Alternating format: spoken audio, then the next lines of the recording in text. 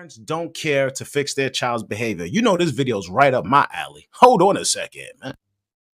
Is Miss Glass from your child's school? Yeah, I know who this is. What's going on? Hey, I was calling because I'm having a little bit of an issue out of your son today. He is not wanting to sit down in his seat and he will not stop talking. So I Oh was, my god, I thought he was sick. So y'all don't handle that? well, usually we use our behavior management system, which requires for us to call the parent if the behavior is It getting, don't seem like it's really managing nothing. If you, I mean, y'all can't. I'm trying to work. and I understand that. And I also am trying to. Exactly. She's about to say exactly what I was about to say.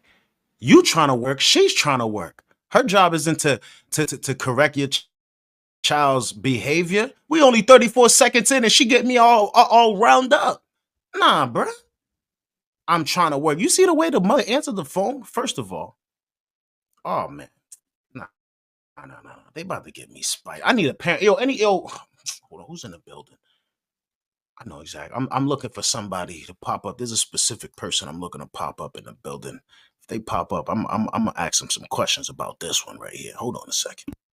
And I understand that. And I also am trying to work, but I want us to work together to ensure the success of your Oh, scholar. she trying to get smart. Okay. No, ma'am, I'm not trying to get smart. I just want us to work together to ensure the success of your scholar. Well, I mean, what he doing? He won't sit down and he won't stop talking. Therefore, he's not able You to tell me you complete. can't make him sit down. Well, I can't. Are you kidding me? You telling me you can't make him sit down? That's crazy because if she really tried to make him sit down, she'd be in trouble. You know what I mean? If she raised her voice too crazy, disrespect that son a little bit, put hands on him, it's gonna be her fault. But yet this is the mother over here saying you can't make him do it. I think this is a real. I don't think this is a skit. This is a real conversation. Oh, I didn't even read the thing. It says in denial is a disaster in which many parents have. That's 75% of the problem with our youth. Okay, hold on. Make a child do anything. I can request it, I can ask it, but I can't make him do it. And so I'm wanting to work together. Like I brought him, I sent him up there to that school because y'all need to know how to handle. I thought they had teachers that know how to handle kids. I mean, if y'all can't handle them, I don't know what you want me to do.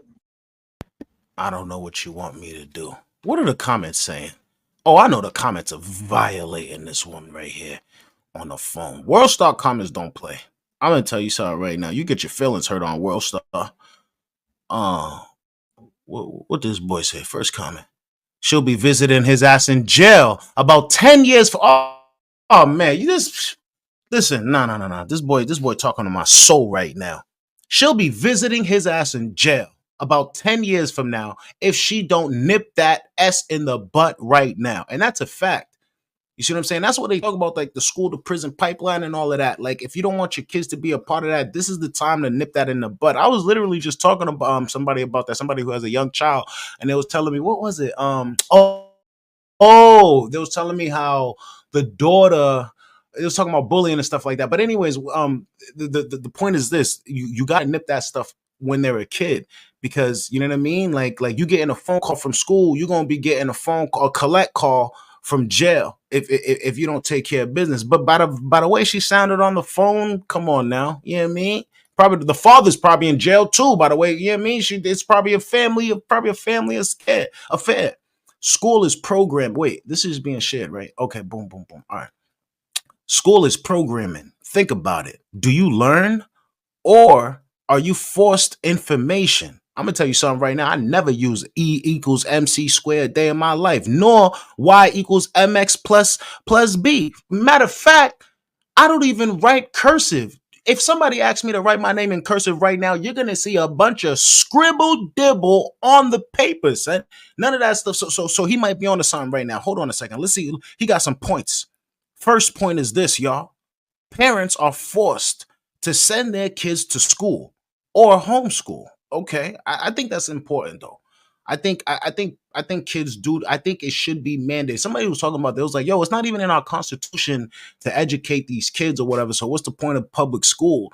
But like, regardless if it's in the constitution, regardless if it was ever put in to be a right or if it's not a right, I definitely think the education of the youth is the benefit to the society as a whole. But here's the thing though, who decides who gets benefited? You feel me? And I think like that's why we getting pushed all this BS instead of the stuff that's really gonna matter.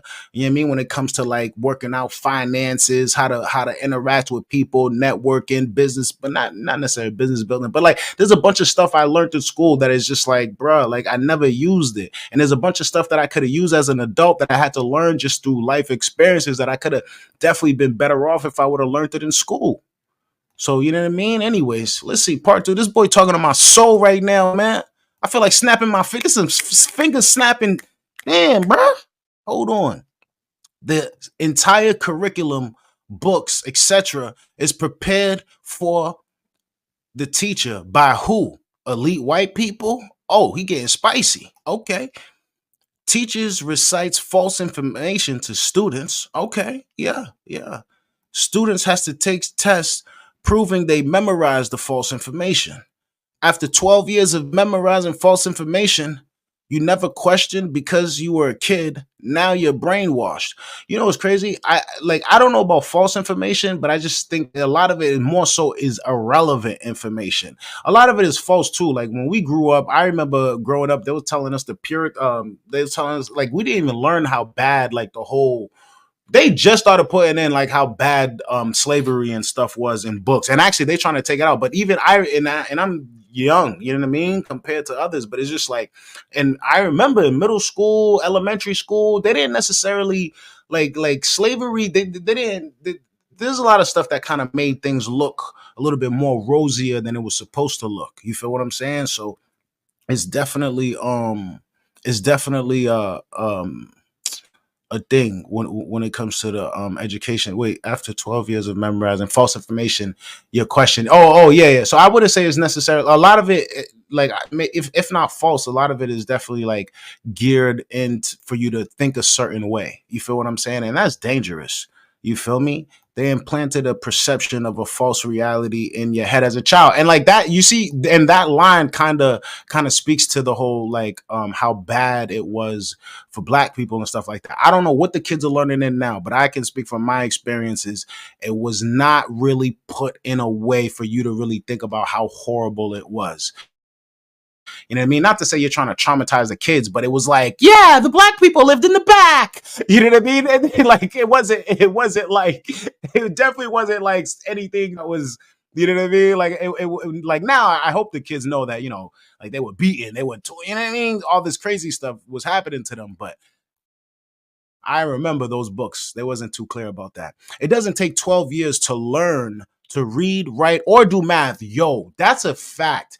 It does not take 12 years to learn how to read, write, or do math for the basics that you need in life. It only takes 12 years if you're trying to fit in calculus, trigonometry, and all this other extra stuff that should really be specialized skills. That like if you know what you're going to be getting into, you know what I mean? If your father owns a trigonometry company or whatever they do with trigonometry, I don't even know, NASA or something. If you have a pathway to that, then you should seek that information out. But you know what I mean? That stuff is taking away good space, good headspace, um, good learning space from stuff that we all definitely need to use in life if we need to be better people and functioning members of society.